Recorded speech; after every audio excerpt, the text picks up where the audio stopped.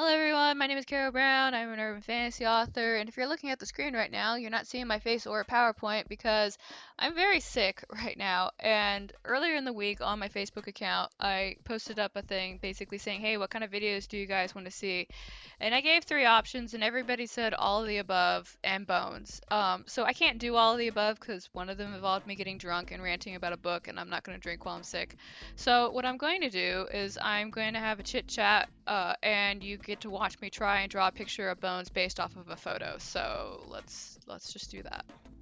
It's been a hot minute trying to figure out what I was going to talk about today, because one person mentioned that they wanted writing advice, and I was sitting here thinking to myself that everything that I was pretty confident about talking about in regards to writing advice, I've kind of already posted it on YouTube in the last year that I've been on here. So I was trying to think about something that I would advise people, where I haven't already talked about it, at least on my channel. I probably mentioned a lot of this on like the live streams or the channels that I guest on.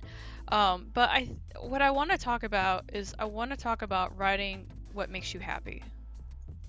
And we all start writing for whatever reason. Some of us are doing it because we need additional income. Some of us are doing it because it's just been that lifelong ambition, and some of us are doing it because they want to write the book that they've always wanted to read, that kind of thing.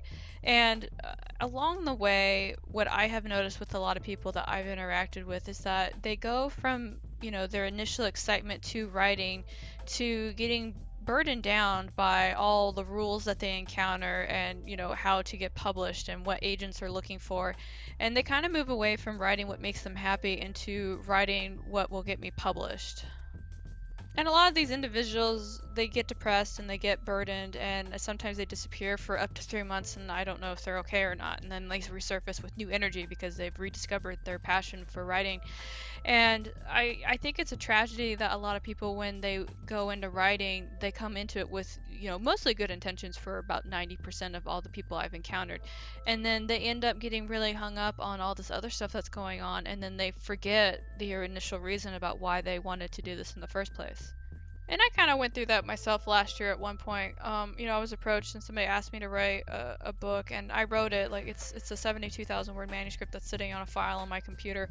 And the moment I finished it, I haven't looked back at it, because when I wrote it, like the original idea of what I wanted to write, I was really excited to do, but it ended up deviating so much because of the requirements of the person that I was writing it for. And it's not like, I'm not trying to blame them or say it's their fault or anything like that, but when I realized I was writing it for somebody else and not for myself, like I didn't like the project as much. There were certain parts I enjoyed, but the overall writing experience was very sour for me.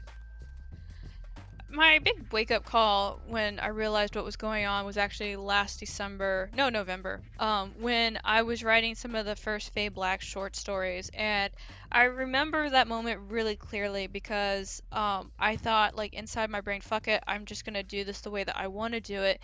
And I wrote that entire first short story in like a day. Like, it took me like 10,000 words in one day because I was just really that motivated. It was something that I love to do, and I didn't give a fuck about what anybody else was going to say or how they wanted me to write it or anything else like that.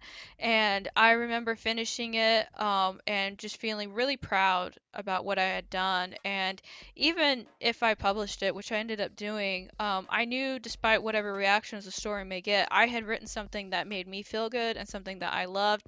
And that, I think that was like the first time in probably like 4 months where I looked at my writing and actually really liked it. And it was such a realization for me, because it was like at that moment that I realized just how much I had really been hustling back in 2019. And for those of you who aren't aware, I wrote like 3 books. I wrote 3 books in 2019.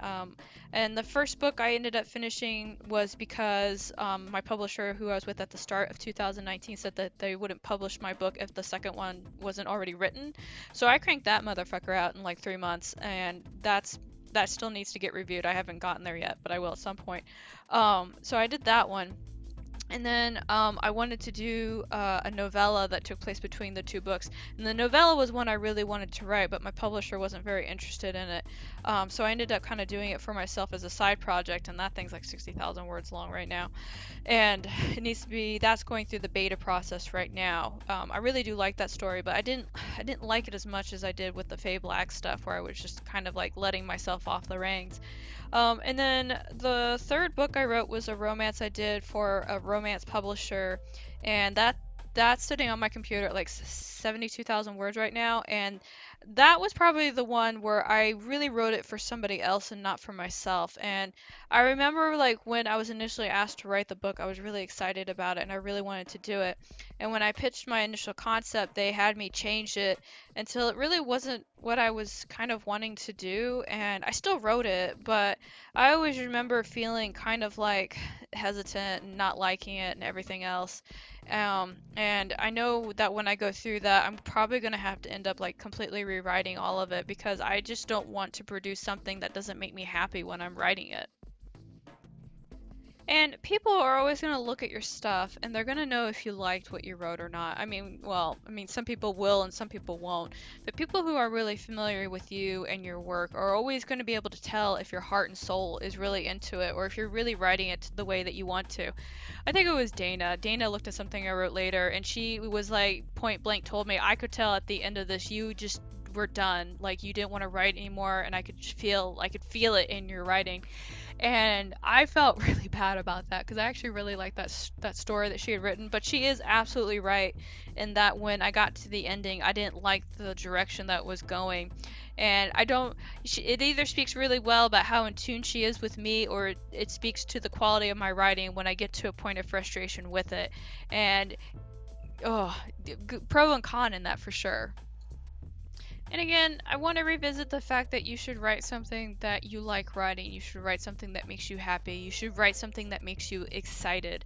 There's a project that I have kind of on a back burner right now, and I really do want to write it. Like, I'm kind of chomping at the bit to get to it, but I have to finish one of my other short stories before I can really get into it. But it's like, I feel almost like it's Christmas Eve when I look at that project, and I just want to dive into it. And I'm really confident that when I start writing it, that thing is just going to fly off the keyboard. And that's the kind of excitement and the joy that I want to have with my writing. And when I do this, I'm not going to think about how it's going to be received publishing. I'm not going to think about what the beta readers are going to say. I'm not going to think about anybody else. I'm going to close that door and I'm just going to literally write for myself and I'm going to write it how I want it. And then when I get done with it, then I can look back at it and wonder what my beta readers are going to say or what my alpha reader might comment on and stuff like that. And that's in my opinion, probably the best thing that needs to be done. You have to write something that you love, you have to write it the way that you want to write it, and you really can't think about anything else in that moment. You can't think about publishing, you can't think about your friends, you can't think about other readers, you can't think about what other authors are going to say. You really just need to do it your way.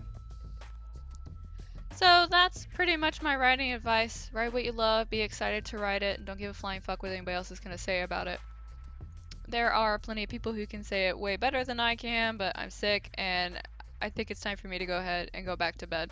I hope you guys enjoyed this video. Feel free to share some writing advice or some motivation that you want to give to somebody else who might be struggling right now, or at least some key advice that you have always found useful.